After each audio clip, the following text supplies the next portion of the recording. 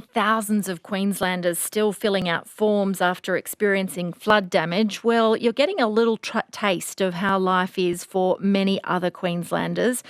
900,000 Queenslanders living with a disability say that form filling is a permanent state of being for them trying to access the National Disability Insurance Scheme. 40% of people say it's too complicated to navigate without expert assistance, and 29% aren't even aware of what the NDIS is or what it does. River Knight is the co-founder of Developing Australian Communities, and he's here with me this morning. Good morning, River.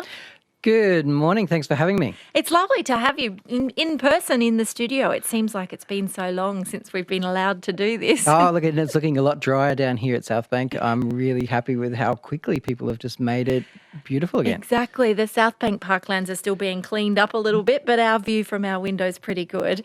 Now, River, on this topic, you're saying that you're hoping to make the NDIS more accessible through this Disability Connection Expo that you're holding.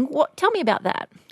So, coming up 29th and 30th of April, so not too long now, we've got the Brisbane Disability Connection Expo, which is sponsored by Holistic Horizons. What we focus on is having a whole bunch of service providers in one spot. So we've got like 240 almost, just to make it easy to find those services, but also get the support from the services to navigate the system. So one of the things we kind of do a lot differently at Developing Australian Communities is we have this big free service. So there's those hundreds of service providers. They all donate their professional staff there on the day. So people can come with NDIS questions.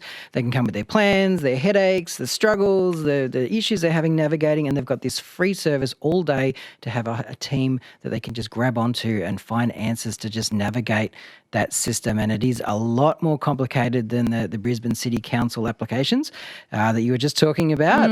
And it just can be a constant for people that are struggling to get supports, but also they just need to navigate a system that's a bit tricky at times. I can imagine. You called it NDIS headaches. Can you give me an example of what sort of process people have to go through?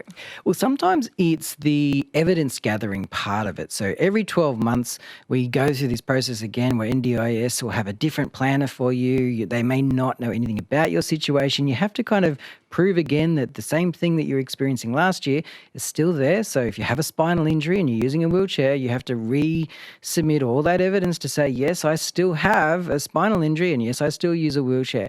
And sometimes that's a little bit tedious and it goes on and on and on. And then sometimes that paperwork gets lost and then you have to almost kind of fight for that right for services. And it's a little bit much for some people, and they need that support from service providers just to tick the boxes, and the goalposts change a little bit. So NDIS do a wonderful job of providing a lot of information, but what we need is just that face-to-face support from service providers, which is sort of what we focus on at our expos at Developing Australian Communities, so that people can just ask those questions that they just can't get through to when they call NDIS. Yeah, and I can imagine that that must be helpful for you. You say that your organisation says that 29% of people aren't even aware of what the NDIS is and what benefit they can get from it. So some of these sort of face-to-face expos are really handy for that. It is, and carers are, I guess, head down, bum up, working hard. They don't have time necessary to research, so they need it to be really easy to access that information, find out how the system works, get the help with the system, and then what they do is they come along to our events. So I guess the focus is just being able to stop for a second, find everything in one spot, and get that support. But a lot of time, if you've got a child or an adult or someone that you're bringing along, it's not a fun experience going into a hall full of booths and pamphlets. So we get rid of that approach, and that's why we've got a circus on. We've got free ice creams and coffees for the first 100 people each day. It's a free event for the whole community. It's a great, fun, kid-friendly event. We have swarms of kids running around the venue all day.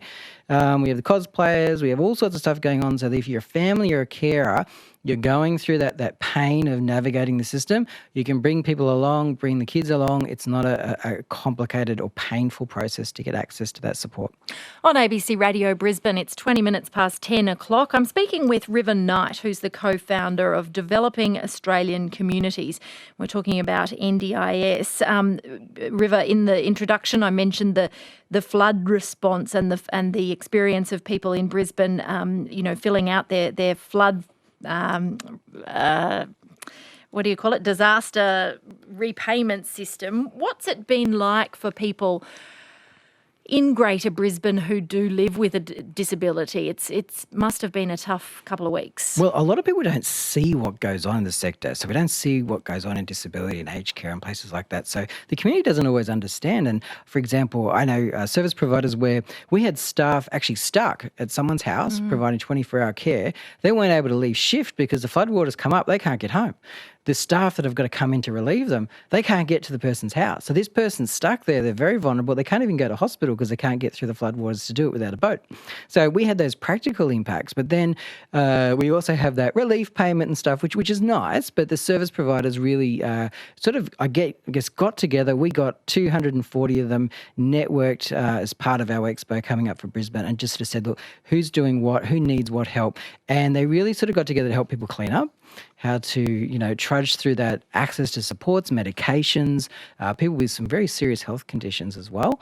And the reality is that you may be able to get those payments later on, but it's just the practicality of how do I get those services to come and support me in my home when I'm surrounded by water. And for some people, it was a very scary experience. I can imagine. And even just making that decision to evacuate their home, there's obviously a lot more things to think about what to take with you if you've got limited mobility.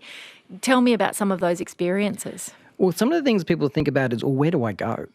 So if I'm living in a housing commission home or a house that's I've managed to get a hold of for my accommodation, where do I actually evacuate to? If I'm in a large wheelchair that's 180 kilos, I can't get through the floodwaters, I can't hop in a boat, I might have physical support needs, sensory issues, I may have autism, my entire routines gets mucked up, my family can't even access me to come and help because I'm in one of those suburbs that might have gone under.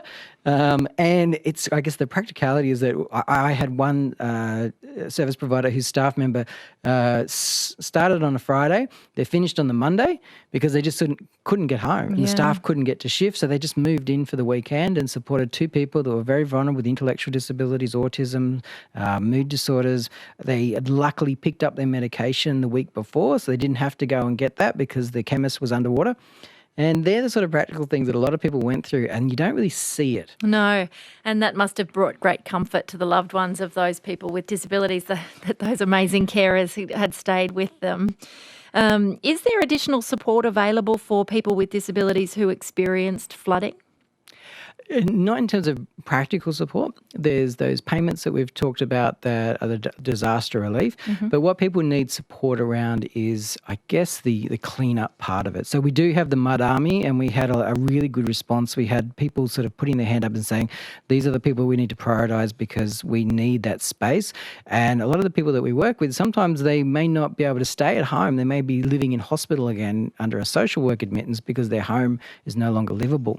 So people getting in, cleaning up really quickly was a really big part of what we, I guess, focus on. And I guess our expo coming up 29th and 30th of April, sponsored by Holistic Horizons, was a really good one as an example because we were supposed to run in March, but we didn't because the convention centre had fish swimming around in their car park. Not ideal. But it was a bit of a blessing in disguise because we were able to stop, get all those service providers together and say, you know what, how are we going to respond as a community? Who's got participants that are high risk? Who needs extra support? Who needs food, clothing, medications, a boat, a jet ski? We were able to get them together and it worked really, really well. So if you're a person with a disability or a loved one of a person with a disability, you can come along to this exhibition on the 29th and 30th of April at the Brisbane Convention and Exhibition Centre. River, we've been talking this morning about this expansion or a spike in COVID cases around the city at the moment. Many people with a disability still, don't have the luxury of being able to come out without a mask or come out at all out of their homes. How are people going? Well, what we've seen is a change in the mandated directives to Queensland Health where everyone has to have masks or everyone has to do this, everyone has to do that. It's now kind of gone on to the service providers and people with a disability sort of go, you kind of just need to do it yourself, work it out yourself. So we've now got a population of going, you know what, if I get COVID, I'm probably going to be in the hospital. If I already have breathing difficulties, swallowing difficulties, I can't risk getting COVID. So what we've seen is staff have to isolate, and if they go to work, they give that to a participant who may or may not even be able to get the vaccine. They're at high risk. So in the UK, we saw that 60% of the I think what was it? 400,000 people that have passed away, 60% of those were people with disabilities. So in Australia, we're very, very, very acutely aware as a sector that we have to protect, but we don't have those protections now. We have to do it ourselves. We have a lot of people self-isolating still, and it's very scary trying to access those rat tests. It's now kind of resolved a little bit, but we had that peak period where we just couldn't get them. Yeah. Oh, look, it's a long time, isn't it? It's been a long time since it's all started to develop. So there's a lot to consider there. And I hope we can keep in touch with you, River, and come back and see us again soon. Absolutely, and I hope we see you all down at our Expo next month, 29th and 30th, presented by Holistic Horizons. It's a free event. Make sure you come down and steal those free ice creams and coffees first thing in the morning. There you go. That's River Knight from developing. What's your title, River? I'm the co-founder here at Developing Australian Communities, and also we will hopefully have either Anna or maybe Cameron Dick opening us up on Friday morning, doing the official opening. I know Bill Shorten's popping along on the Saturday as well. So come on down, pick their brains, ask questions, and I guess find some answers to those challenges that we have. That's great to hear that service is available. Thanks, River. Thanks for coming in. Thanks a lot.